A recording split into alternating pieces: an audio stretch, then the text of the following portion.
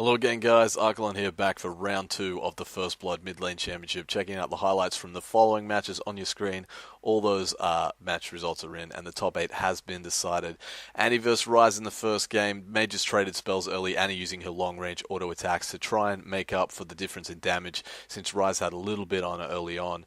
She decided to use the caution card, using her flash a little bit early to just jump out of range until Ryze got a little bit careless when Annie was level 6 with stun up and she just hammered him with Tibbers and her full rotation.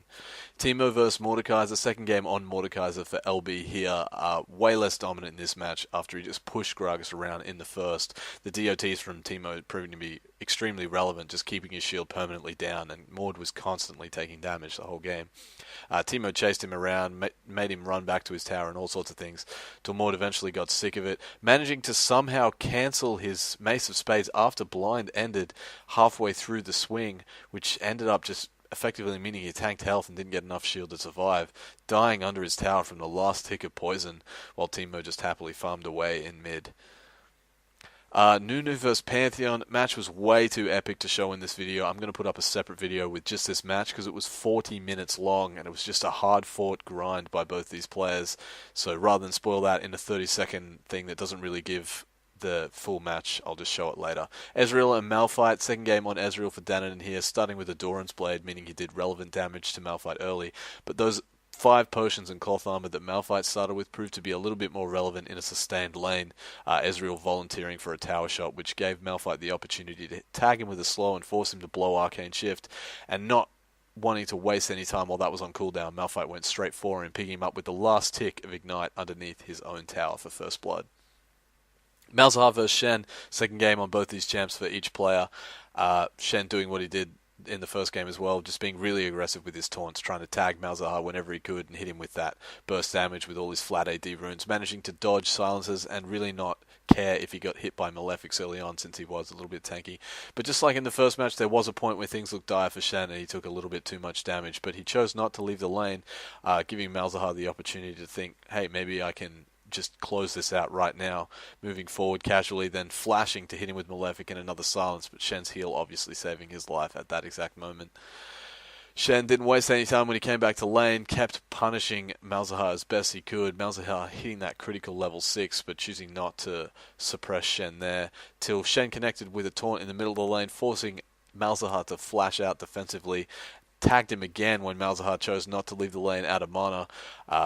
The silence didn't matter because Shen just picked him up with the Kai Strike, picking up a minion with Vorpal Blade on the way out as well for First Blood.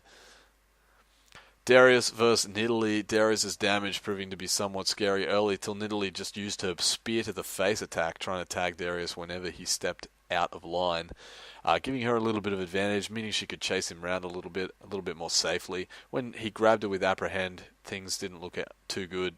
Nidalee missing with one spear there. Darius was on the back foot, but his burst damage was way higher. Nidalee's sustain, however, came into factor when Darius took an extra spear to the face, meaning Nidalee could go for the kill with Flash, Ignite, and Auto Attack. Choosing not to spear straight away, Darius uses Ghost. Nidalee walks under the tower and just misses with that spear's max range.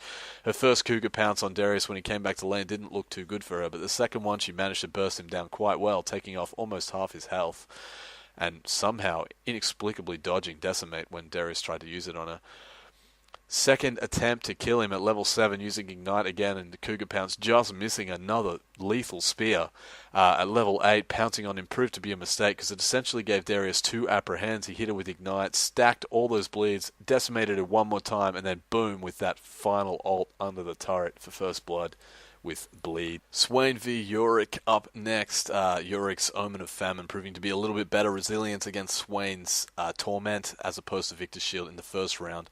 Red of having to play a little bit more defensively this game. Yorick just trying to bully him with ghouls whenever he could, and farm a little bit better in the early game as well. He didn't really care if he got hit by things like Decrepify and Never Move, still just trying to punish Swain and chase after him as best he could, hitting him with ghouls whenever he could, and that sustain proved to be a little bit better, obviously before Swain hits level 6. Swain was forced to flash out at one point with Yorick low on mana anyway, and then Swain managed to turn the tables, push Yorick down to 2 bars of health, but he decided that with heal off cooldown and level up, giving him a fresh pool of mana, that basing was just a silly idea, and he just went at Swain using heal, hitting him with double ghoul and ignite, picking up first blood while decrepified and out of mana.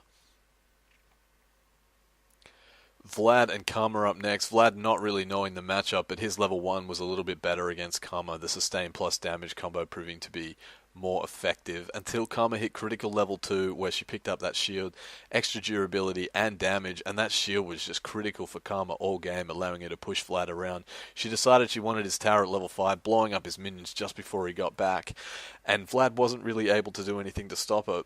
Way behind in experience at this point, only just managed to pick up the same level as Karma, and his cooldowns were still way too long to effectively punish Karma for trying to blow up that turret, and she just casually walked off. Tried to bait him somewhat in the middle of the lane by blue pilling, Vlad using his ignite to counter a potion somewhat, but again that shield just soaking up so much damage, and Oxy's expert use of Karma's ranges meant she just got to hammer Vlad from every position. Whenever it looks like she was behind, boom, there you go, damage exchange, she gets more health, he takes heaps, just annihilating minion waves with her shield and blocking as many tower shots as she could possibly ever want.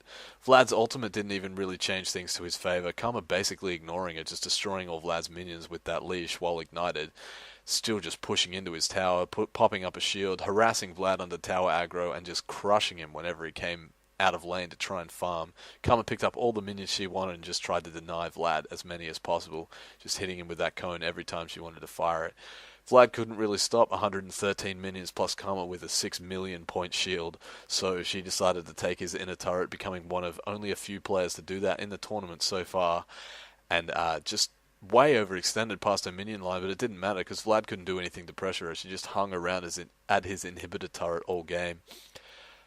Vlad noticing for the first time perhaps that Karma's cooldowns were a little bit long. That was probably his best exchange of the game, coming at Karma there, even though it looked like he was way behind. Still, it didn't really matter with that shield.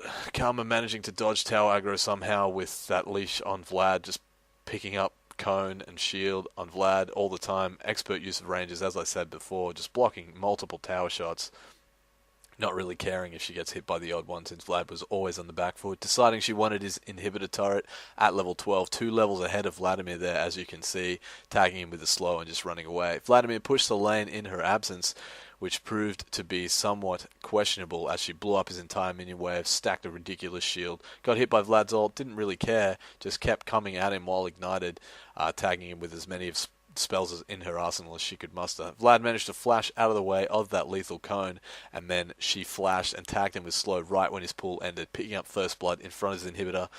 Not gonna lie, I really wanted an inhibitor destroyed in that match. Looking at the pairings for the top 8, here they are on your screen right now. Should be some exciting matches. And then after that, things get really interesting with best of 3 matches instead of just one game. Will be interesting to see if the players adopt a new kind of strategy when their opponent gets to see what they used in the first game. So that should make for some exciting highlights in the future. Thanks again for watching, guys, and thanks to all the players for what's been an awesome First Blood Mid Lane Championship so far. Leave a comment in the space below or like the video. It makes me feel a lot better about myself, and I will catch you in the top 8 highlights video. Thanks, guys.